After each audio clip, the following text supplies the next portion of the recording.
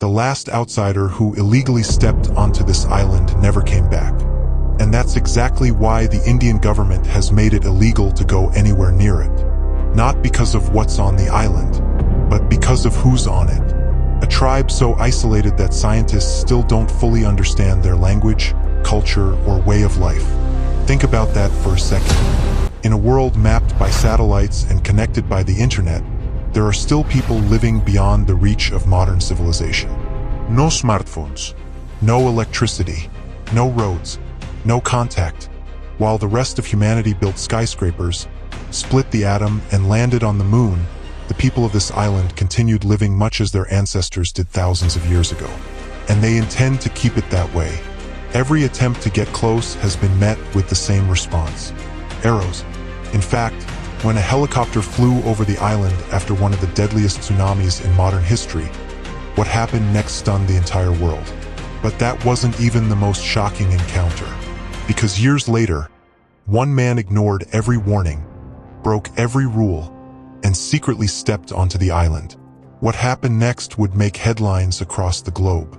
To understand why this island remains one of the most forbidden places on Earth, we first need to understand who lives there, and why they've spent centuries keeping the rest of the world out. The island is called North Sentinel Island, a heavily forested island located in the Bay of Bengal, far from the world's major cities and hidden among India's Andaman Islands. From above, it looks almost peaceful. Dense jungle, white beaches, clear blue water, the kind of place that could appear on a travel brochure. But North Sentinel Island is unlike anywhere else on Earth, because it is home to the Sentinelese, one of the last known uncontacted peoples in the world. And remarkably, very little is known about them. No one knows exactly how many people live on the island. Some estimates place the population at only a few dozen. Others suggest there could be a few hundred. No one knows for certain.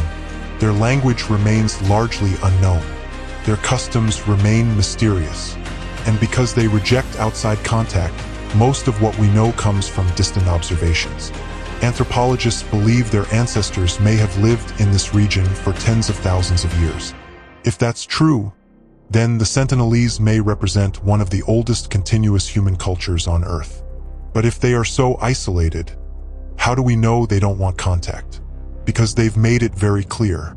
For generations, outsiders attempting to approach the island have been met with hostility. Boats have been chased away. Visitors have been threatened. Arrows have been fired. Again and again, the message has remained the same: leave us alone. Yet despite those warnings, people continued trying to reach them. One of the earliest recorded attempts came during the colonial era.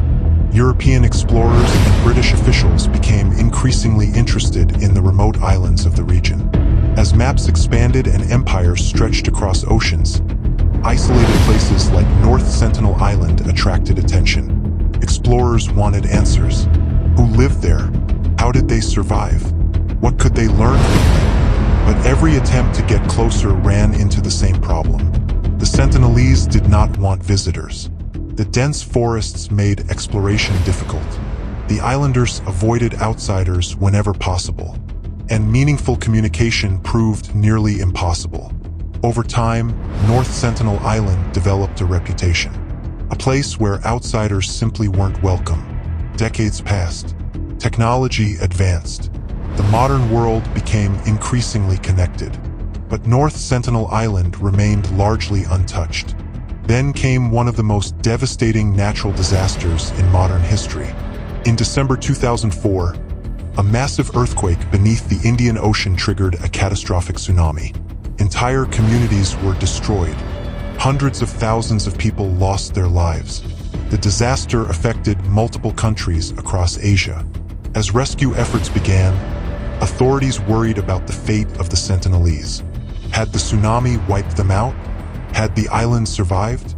No one knew. A helicopter was sent to investigate. As it approached the island, observers searched desperately for signs of life. Then they saw movement. A tribesman emerged from the trees. He looked up at the helicopter, raised his bow, and fired an arrow toward the aircraft. It was an extraordinary moment.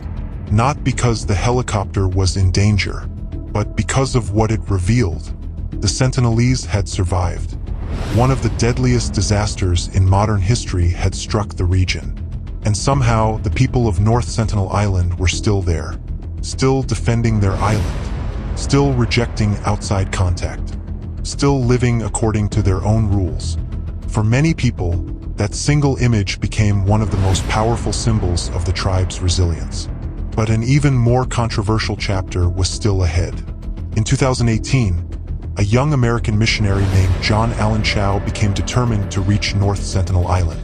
He believed he could establish contact with the Sentinelese despite the risks. The problem was that contact with the island was already prohibited. The restrictions existed for a reason. Experts had long warned that contact could be dangerous for everyone involved, not just visitors, the Sentinelese themselves, because after thousands of years of isolation, they may have little immunity to common diseases carried by outsiders. An illness that most people would recover from could potentially devastate the tribe. For this reason, governments and researchers generally agreed that protecting their isolation was the safest option. But Chau decided to go anyway. He hired fishermen to bring him near the island. Then he continued alone. He knew the risks, he knew the warnings, and he knew the island's history. Yet he still stepped onto its shores. What happened next shocked the world. Reports indicated that he was attacked and killed shortly after making contact. International headlines followed.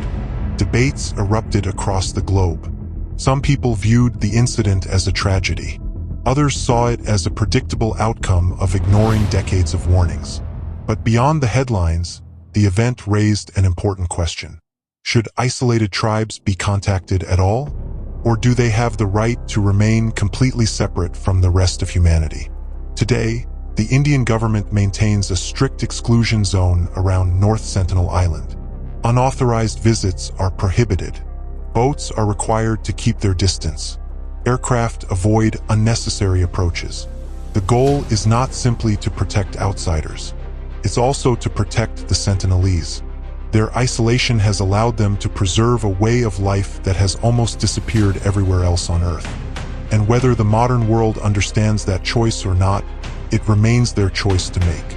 Which brings us back to the mystery at the heart of North Sentinel Island. In an age where almost every corner of the planet has been explored, photographed, and connected, how has this place remained so different? Perhaps the answer is simpler than we think. The Sentinelese have spent generations sending the same message.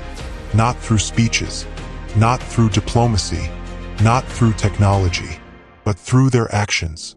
Leave us alone. And for now, the world is listening. North Sentinel Island remains one of the last places on Earth where modern civilization stops at the shoreline.